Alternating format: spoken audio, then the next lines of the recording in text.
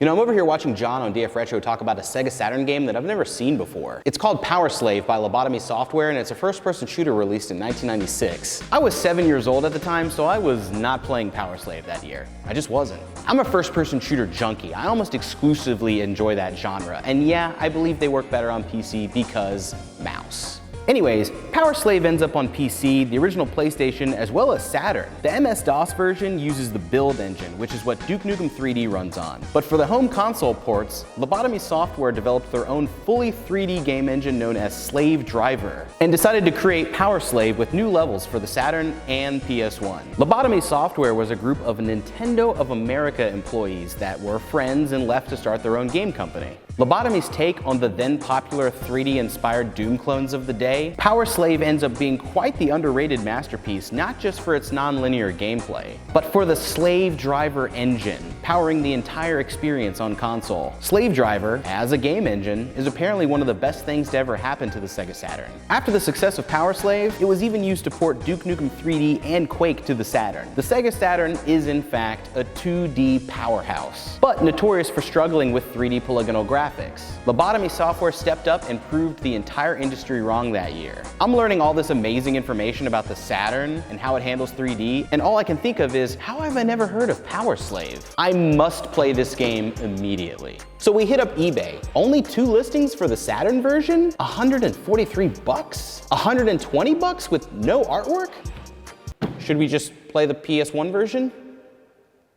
$1,000? I have to play this game. There's just no way around it. Like, I need to know what's up. Should we emulate it? We should just mod a Sega Saturn and figure out how to play it on a console. You're right. That's what we're gonna do. We're gonna try and softmod a Sega Saturn and see if we can get PowerSlave up and running on it. And I think we're gonna do that now. Let's go. So let's see what we got here. So these are 2 Model 1 Sega Saturns, and they are both 23 years old. They look like they are in great condition. Actually, this one looks like it's missing a reset button, so you know how plastic do. We got 2 Model 1 Sega Saturn controllers. These are actually in great condition for how old they are. It doesn't really look like too many Virtua Fighter 2 matches have been played on them, fortunately for us. These dropped in May of 1995 and went up against the PS1 and the N64. What bugged me as a kid growing up was the internal storage of these things. You can save games directly to the Saturn if you have a working 3-volt onboard battery. Sad fact about these things, if you have saved games on here, you'll lose them every 1 to 3 years when these batteries die. Very, very silly. We just found a North American disc image of PowerSlave, which came wirelessly from somewhere in the world to this laptop and now onto this disk drive. Next question is, how do we get the Saturn to read this disc? The way copy protection works on the console is when the Saturn boots up and checks for a disc, it looks for this security ring here to verify the license and all that, and then boots into whatever software. We found this repo on GitHub called Pseudo Saturn by Cyber Warrior X. We're gonna flash his code onto a memory expansion card like this action replay and bypass the security process. I just used about 1 megabyte on this entire disk, by the way, not a waste. Let's go ahead and get this thing opened up. One in the back there. Let's see, was that all?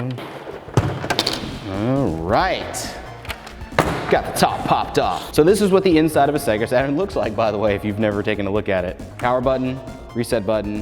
What I came in here to do is modify this switch right here. What this thing right here does on the motherboard is tells the Saturn that the disk drive is closed, which we want to completely bypass that little feature with a piece of tape.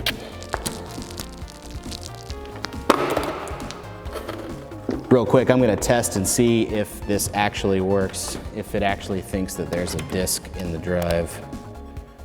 Yes, so it looks like the Saturn thinks it's closed, which means what I'm about to do now is gonna work.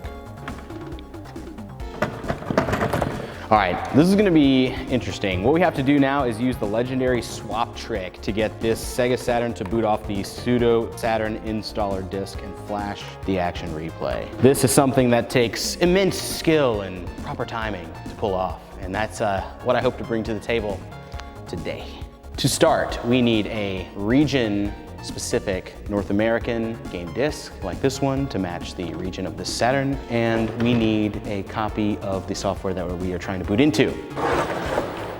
All right, so First thing that this thing's gonna do is probably ask for the time because there's no battery in it, so I'm just gonna say English, and look, we're in 1994. I'm going to turn it on, and I'm gonna wait for it to spin down.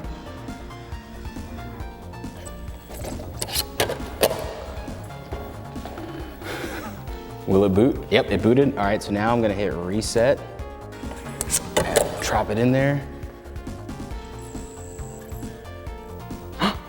Okay, cool, so this is good. Boom, Pseudo Saturn installer. One try, baby. Swap trick master. Okay, so now we can take the action replay and stick it in the back. I'm gonna go ahead and shut this door just in case. So we've got some menu options here. Let's pull up the credits and see these fine people, what they, okay, so yeah, here's the Pseudo Saturn team. This is their GitHub. It says press any button to go back. Cool guys. Okay, so we are going to install firmware from disk onto the thing. It says, got the cart, rewriting the flash may damage your action replay. Press A, B, and C to continue, press X to exit. I'm gonna press all 3 buttons. Wow, wow, wow, wow, wow. Okay, boom, so we got some action going on here. Writing flash. Just think of what's happening in here right now. Killing the Sega Saturn, you know what I'm saying? Just murdering that shit, bam. All right, press reset to finish. Boom. Very, very nice. Now, if everything has gone according to plan, we should be able to just pop PowerSlave in here and see if it boots. So here goes.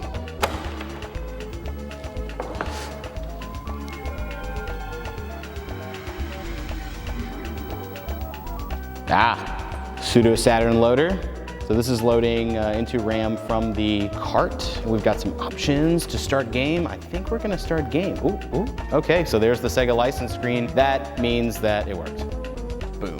Our DP Ronin here, this is, so this game is older than you are. How does that make you feel? Well, it's no Xbox 360, it's no PlayStation 4. Humbling.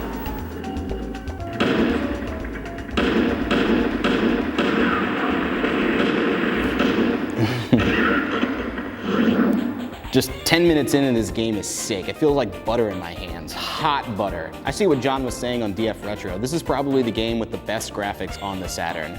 You guys should definitely come over and play this.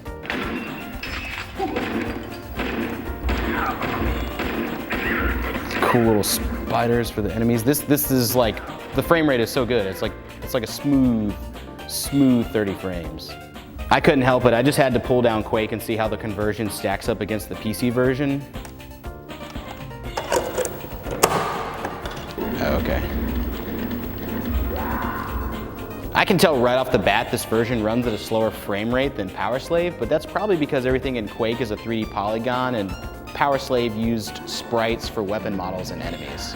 I'm glad that the original Nine Inch Nails soundtrack is fully intact though, a major plus for the Saturn version. I would probably actually rather play this than the Nintendo 64 version just because there's more detail in the textures here. There's one more game I want to pull down, and that's the Sega Ages compilation. This has a version of the original arcade game Outrun by Sega running at 60 frames per second on console. And I think I want to zone out for an hour and play this before I do anything else. Get ready.